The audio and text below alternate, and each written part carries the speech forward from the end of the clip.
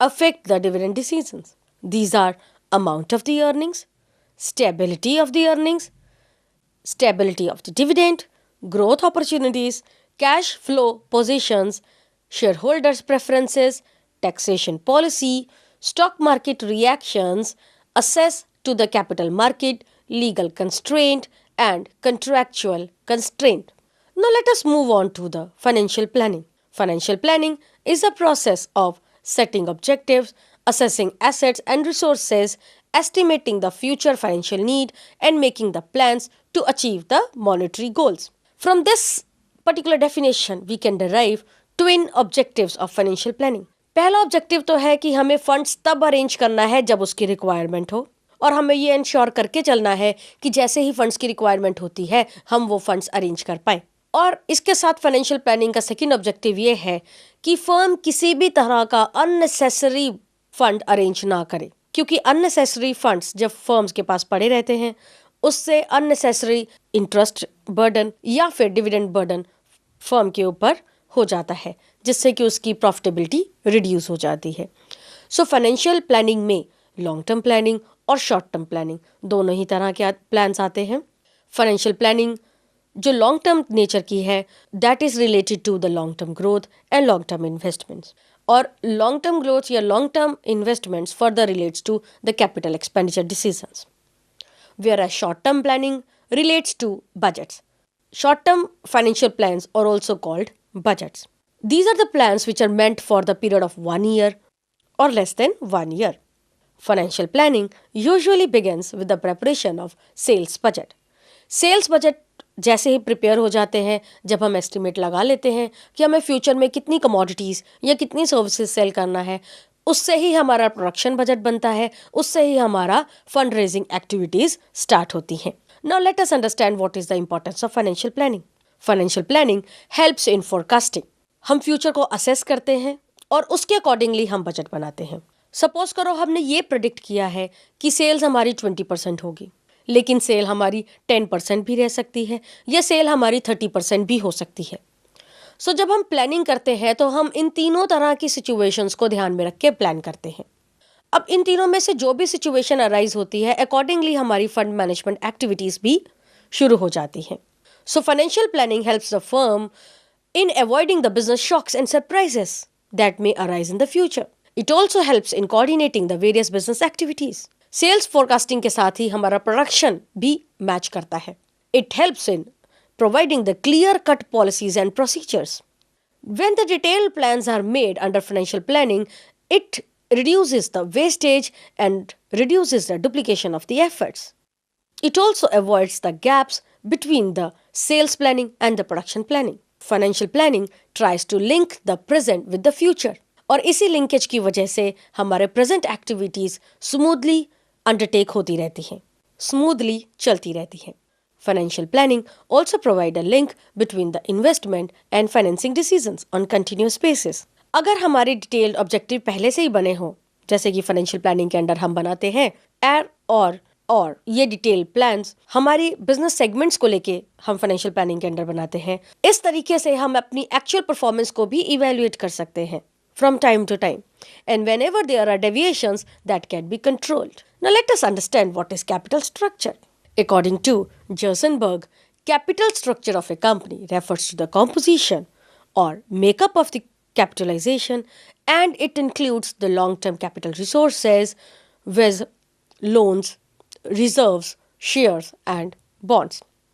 इस डेफिनेशन के accordingly capital structure में हम लॉन्ग टर्म कैपिटल डिसीजंस लेते हैं। Let us take another definition given by Sharma and Gupta. Capital structure is made up of debt and equity securities and refer to permanent financing of a firm. It is composed of long-term debt, preference share capital and shareholder funds. जहां हमें first definition ने ये बताया कि capital structure में हम long term compositions लेते हैं, वहीं हमें सेकंड डेफिनेशन ये बता रही है कि लॉन्ग टर्म कॉम्पोजिशन में क्या आता है।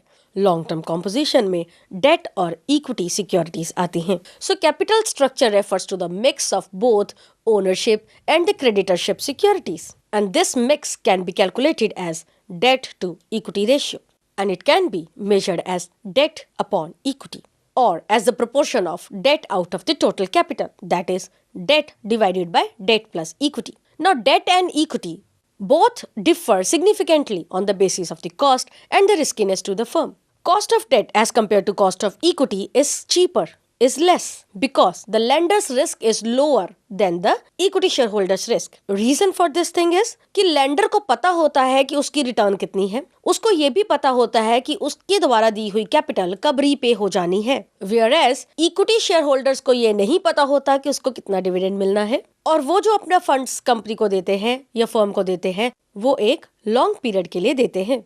मोर ओवर, जो डेट हम रेस करते हैं वो डेट डिडक्टेबल है while we are computing the tax liability, whereas जो इक्विटी के बेसिस पे हम डिविडेंड देते हैं, इक्विटी शेयर होल्डर्स को जो डिविडेंड देते हैं, that is not deductible while calculating the taxable profits. So that is why we say that debt is cheaper as compared to the equity. That is why we say that debt is cheaper than equity. But if we talk about the risk proportion, then debt is more risky as compared to equity.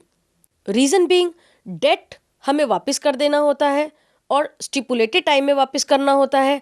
In case company के पास resources नहीं होते या उसकी liquidity position अच्छी नहीं होती तो date वो वापस टाइम पर नहीं कर सकती, which leads to financial risk to be borne by the firm. So capital structure of a firm affects the profitability as well as it leads to financial risk. किसी भी कैपिटल स्ट्रक्चर को optimal तब कहा जाता है जब date और equity का राइट प्रपोर्शन हो.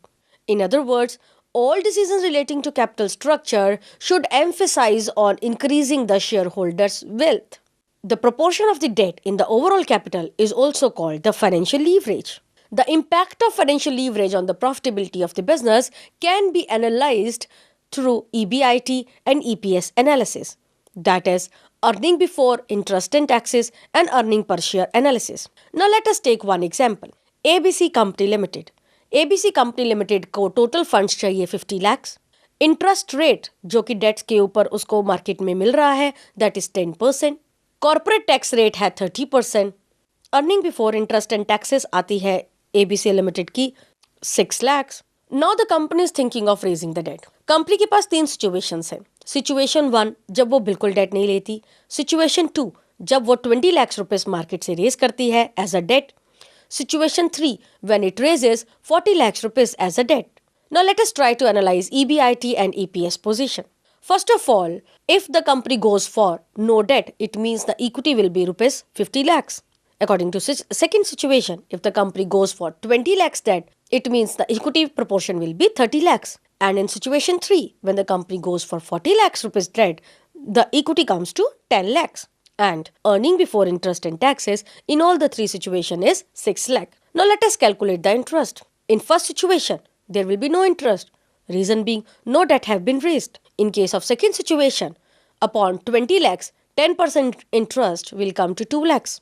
In third situation, upon 40 lakhs, at rate of 10% interest will become 4 lakhs. So earning before taxes will be 6 lakhs, 4 lakhs and 2 lakhs for situation 1, 2 and 3 respectively. Now let us calculate tax, which is 30%. 30% upon 6 lakh for situation 1 will be 1,80,000 and 30% on 4 lakhs will be 1,20,000 and 30% on 2 lakhs will be 60,000. By deducting the taxes out of earning before taxes, we will get earning after taxes. So in first situation it comes to 4,20,000. Second situation 2,80,000 and in third situation it will be 1,40,000. So what is earning per share? Earning per share is earning after taxes divided by number of shares. In situation 1, earning after tax is 4,20,000 divided by total number of shares that is 50,000. The resultant variable is 8.40. Similarly, for situation 2, the earning per share will be 9.33 and for situation 3, the earning per share will be 14. If the company earns 8 rupees per share or say 8.40 rupees per share and if it is unlevered with the debt of rupees 20 lakhs, the analysis shows that the company earns rupees 8.40 per share if it is unlevered. If it raises the debt of rupees 20 lakhs, the earning per share increases to 9.33. Further, if it raised more debt, that is rupees 40 lakhs, its earning per share rises to rupees 14. Now, there is a question, why the EPS is rising with the higher debts? It is because the cost of debt is lower than the returns that the company is earning on the funds employed. The company is earning the return on investment, that is earning before interest and taxes divided by total investment, equal to 12%, and interest is 10%. So with the higher use of debt, the difference between ROI and the cost of debt increases the earning per share. This is a situation of favorable financial leverage. In such cases, companies often employ more of the debt as compared to equity, and such practice is called trading on equity. Now, how to define trading on equity? Trading on equity refers to the increase in the profit earned by the equity shareholders due to presence of fixed financial charges like interest. Now let us see what are the various factors which affect the choice of capital structure. The first important factor is trading on equity or financial leverage, as we have just seen. The second and most important factor is the growth and stability of the sale. जब पता हो कि company की cell stable है और sales की growth भी stable है, उस सिचुएशन में कंपनी ज़्यादा से ज़्यादा डेट रेज कर सकती है, बिकॉज उसको पता है कि जितना डेट वो रेज करेगी उतना डेट रीपे भी हो जाएगा. Reason being they are assured of earning the profits. Next factor is cost of capital. Cost of capital refers to the minimum returns expected by the suppliers, and we know that debt is cheaper as compared to the equity sources. Risk. Now there are two types of risk, the business risk and the financial risk. Business risk is the variability of the earning before interest and taxes, whereas the financial risk is the risk that the firm may not be able to cover its fixed cost, and the company with no debts has no financial risk. So, the firm has to balance between the financial risk and the risk of non employment of the debt.